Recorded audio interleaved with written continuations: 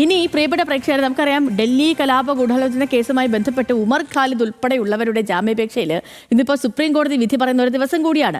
ഡൽഹി ഹൈക്കോടതി കഴിഞ്ഞ സെപ്റ്റംബറിൽ ജാമ്യം നിഷേധിച്ചത് ചോദ്യം ചെയ്ത് നൽകിയ ഹർജികളിലാണ് വിധി പറയുക. 2020 ഫെബ്രുവരിയിൽ കലാപം നടന്നപ്പോൾ ഉമർ ഖാലിദ് ഡൽഹിയിൽ ഉണ്ടായിരുന്നില്ലെന്നാണ് മുതിർന്ന അഭിഭാഷകനായ കപിൽ സിബൽ വാദിച്ചത്. വിവരങ്ങളുമായി ഷപ്ന ലീഗൽ ഡെസ്കിൽ നിന്ന് ചേരുന്നുണ്ട്.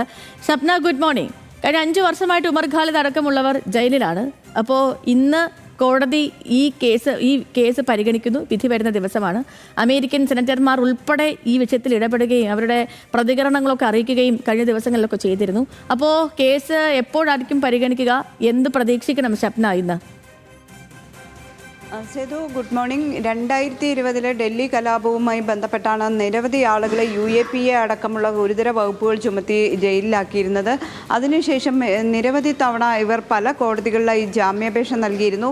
അവസാനം ഡൽഹി ഹൈക്കോടതിയിൽ ജാമ്യാപേക്ഷ നൽകുകയും ഡൽഹി ഹൈക്കോടതി ഇവരുടെ ജാമ്യാപേക്ഷ തള്ളുകയും ചെയ്ത സാഹചര്യത്തിലാണ് സുപ്രീം കോടതിയെ സമീപിക്കുന്നത്. സുപ്രീം കോടതി ഇന്നിപ്പോൾ രാവിലെ 10:30-ക്കായിരിക്കും ഒരു പക്ഷേ വിധി പറയുക.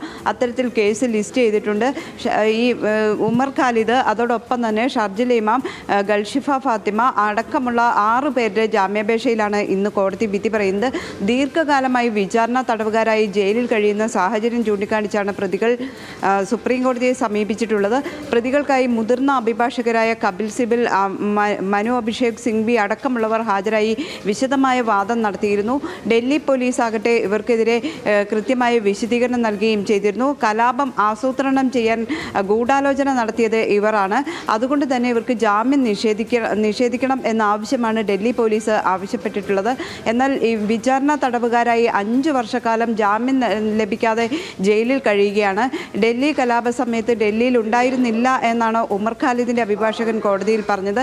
അതോടൊപ്പം തന്നെ ഗൂഢാലോചനയിൽ യാതൊരുവിധ പങ്കാളികളും ആയിട്ടില്ല എന്ന് എല്ലാ പ്രതികളും കോടതിയെ അറിയിച്ചിട്ടുണ്ട്. പക്ഷേ ഡൽഹി പോലീസ് ഇതിനെ ശക്തമായി എതിർത്തിരുന്നു. ഇവർക്ക് കൃത്യമായി ഈ ഗൂഢാലോചനയിൽ പങ്കുണ്ട്. നിരവധി പേരുടെ മരണത്തിനിടയാക്കിയ കേസാണ്. അതുകൊണ്ട് തന്നെ ഇവർക്ക് ജാമ്യം നൽകരുത് എന്നൊരാവശ്യവും ഉന്നയിച്ചിട്ടുണ്ട്.